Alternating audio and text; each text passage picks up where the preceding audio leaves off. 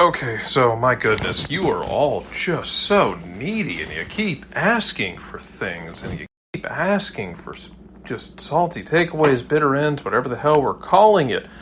You just keep asking like children, and just like children, I'm going to give in and give you what you want. Fine, this is just me with the salty takeaway. Nick is not available. We were not able to sync up our time traveling devices, and John was somewhere in middle Georgia that I can't pronounce. That's where we're just going to leave it for John's own safety. This is Jarrett here with you with the Salty Takeaway. We're going to take a look and take a quick talk. It'll be pretty quick with what happened Saturday night at Mercedes-Benz Stadium, where Montreal, Club de Foot Montreal, and they will always be the Impact to me. It's going to take me a while to get used to this, so my apologies ahead of time. Come in and lose 1-0 to Atlanta United on a Marcelino Moreno goal in the 94th minute. Header off the inside of the post. Puts it away, gives Atlanta 3 points.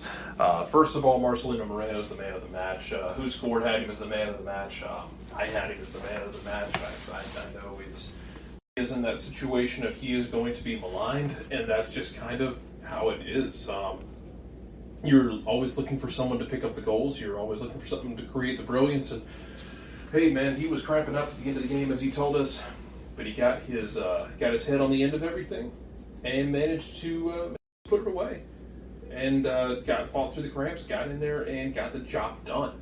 At the end of the day, that's what happened, is you got the job done. Look, you had more rest than Montreal did, and it showed late in the game. I think Montreal burned through their 5 subs pretty quickly in the second half. They used 1 at halftime, I believe, and then they burned the rest of them in the second half of their 3 sub banks. They're trying to keep fresh legs on the field because Atlanta's got the fresh legs, and then Atlanta brings on the difference maker late in the game, in the form of a Jake Mulroney, who ends up causing all sorts of hell, including providing the assist for the game-winning goal, and then literally dribbles the game out at the end, working his way to the left. It's not a perfect game.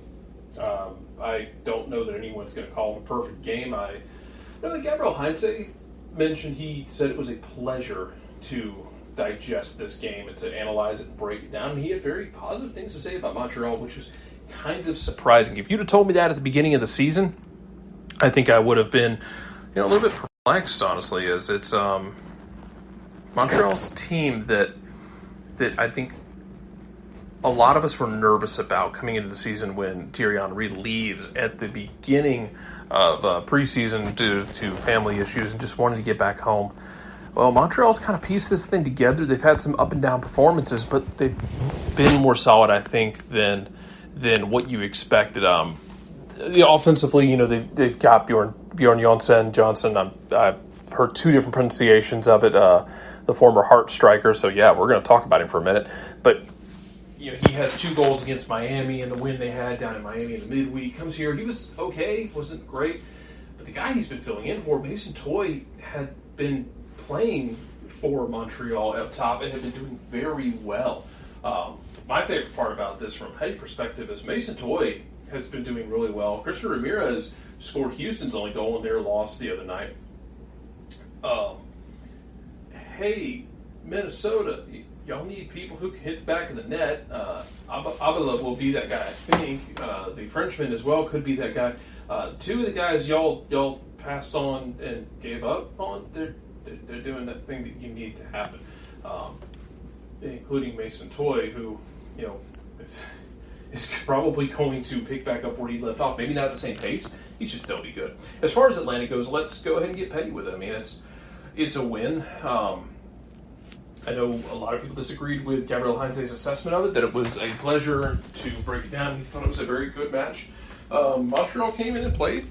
They decided to kind of go for it for a bit there, and then they dropped back once it wasn't there immediately for them. And I don't blame them for taking that sort of tactic to go after it that way. But Marcelino Moreno was good. Joseph Martinez is clearly still not firing on 100 cylinders. That's just something that's going to come, and I don't know when it comes. But him missing that header is just that he misses in the second half is one of those really that's one in the past he snaps his head around on and puts it in the back of the net, and it's just what you expect, and it's not there right now. And I mean, he seems mortal, but I think at this point you just have to be patient and you keep feeding him. And this is the thing, is you keep feeding a great player. in any sport. If this is basketball and he's a three-point shooter, you keep feeding him. You kept feeding Kyle Korver, even when it wasn't perfect for the Hawks. You're going to keep giving at-bats to Ronald Acuna Jr. if he goes into a slump. You're going to feed Joseph Martinez. Do not burn the house down because Joseph Martinez is missing headers right now. You just keep feeding him, and you're not going to stray off that tactic. Ultimately, do you want to make more do you want to create more chances? Do you want to get more goals? Well, as the 90s philosopher Sally Struthers said, sure, we all do. Everybody does. Everybody around the league does. It's a weird league right now. You look at Atlanta, you look at Minnesota, you look at Columbus, everyone's having trouble, it feels like, from teams that people expected to be on top, having trouble kind of making things work the way they wanted them to. And it's also the fact that 2017-2018 isn't going to walk through that door again. I don't know what people are expecting, but this is not the same verticalidad style that you had from Tata Martino. It's going to be more in the vein of Frank DeBoer, which is why I think I'm getting PTSD from seeing the same tweets from 2019 season as I'm seeing right now. And I know people can't make up their mind if it's a matter of Gabriel Heinze or if it's a matter of the front office and the signings, and if it's a matter of the players. I'm sure everybody will eventually get on the same scale about whether or not they actually think what the problem is, about why it's not connecting, why not everything is working exactly right.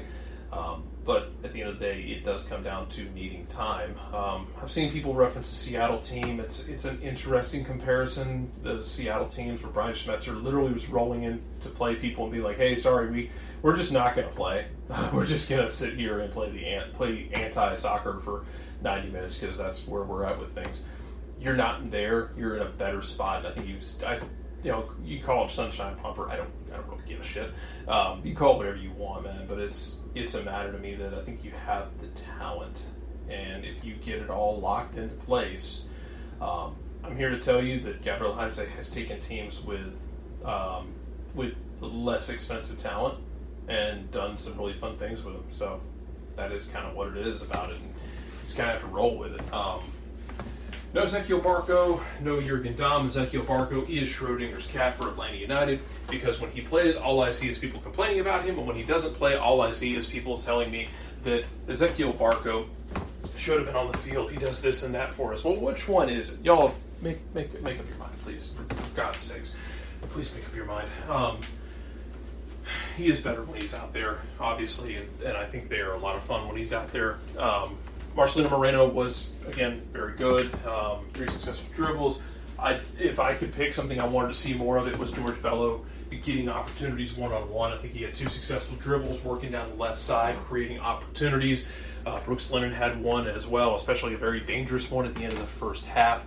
And this is something that I'm curious if it's been rephrased in a similar way from Gabriel Heinze that it was from Frank DeBoer when he would talk to Justin Miram, where he mentioned, I need you not to be afraid. Don't be afraid to make mistakes. You take people on 1v1. And that's what I think we saw some of Saturday night, and I want to see more of it from these guys, especially if you get your wingers that far stretched out wide. And if you have gotten a chance to watch them live, I don't think TV does justice how just God wide they play. I mean, we are talking about it. Like, this team is using every square inch of that field in terms of width. They are going to stretch a defense out. And if you get compact the big switches there, I would love to see Atlanta take a little more advantage of it, depending on how the buildup is going. Because if they're daring you to hit the big switch to George Bello or to Brooks Lennon or whoever the hell it might be, then hit that big switch. If it's to a Marcelino Moreno outside, out there on the edge, get it to him. Let him hit that big switch and let him work his way in. That's how you drew a penalty in New England. But we're not ready to talk about that, I guess. I don't know, man. I do want to see them continue to stretch teams out like that. If you've gotten a chance to see them live, then you've seen that. You see just how much of the field they're going to make you cover, how much they're going to stretch the field out. I really like the aggressiveness we saw from people. Alan Franco, I didn't think he was as bad as maybe other people did. I know people were people were down on him in the first half. It wasn't perfect, but there's also a guy, I don't know his fitness levels coming into this. I want to see what he does going forward. I will be keeping an eye on it in the sense that I want to see him continue to get better and better. Thankfully, you have Anton Walks, because I guess if we're going to slander everybody, we're just going to forget the fact that Anton Walks was a really good loan signing, and then really good pickup on a permanent deal that has turned into a guy who plays a really damn good center back, considering he was playing right back for you in 2017 because Tyrone Mears just wasn't getting the job done the way you wanted him to. You threw Walks out there and asked him to do a job. He did it. Anton Walks can start at center back in this league, even if it's not in Atlanta. I hope he stays here because I really like his game, but he's showing you he can play at this level in this league, and more power to him for it. I love the aggressiveness that they play with. I appreciate the fact that Ibarra, who gets the start Saturday night, Ibarra seems to take it personally when someone other than Atlanta has the ball. And that just makes my heart sing. Every time Montreal got the ball, Ibarra was up on somebody's ass and trying to just basically make it impossible to turn on. And I did love seeing that all from everybody from Atlanta. If they got past that first line, started getting into the midfield, whether it's Ibarra, Sosa, Hyndman at times, Moreno had a really good tackle in the second half. Anytime someone's got their back to goal and around midfield, on one of the midfielders from Montreal, and they start thinking about, I'm going to get this and I'm going to turn, and oh God, there's someone on my back trying to play literally through me like a poltergeist.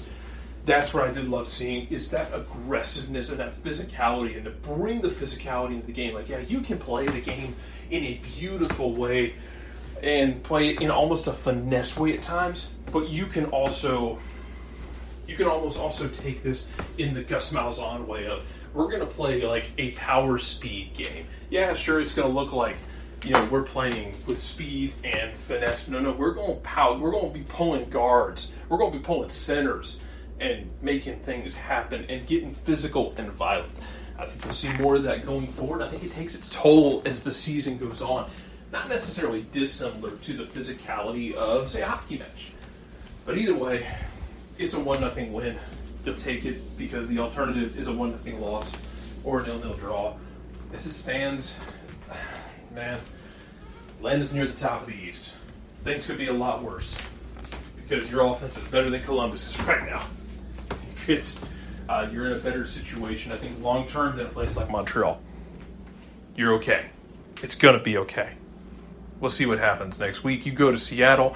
I fully expect all sorts of insanity out in the Seattle game. There will be pivot tables made by Brian Schmetzer. He'll probably start someone off the street who will contribute strongly into the game. We'll see how it goes. Either way, it's a 1-0 win. I'm Jarrett. Nick and I will be back to do this next week together, hopefully. If nothing else, there's always Monday mornings. There's always Tuesday through Friday mornings, and there's a game Wednesday night at Fifth Third Bank Stadium. We got action at the Fraction. The Twos play.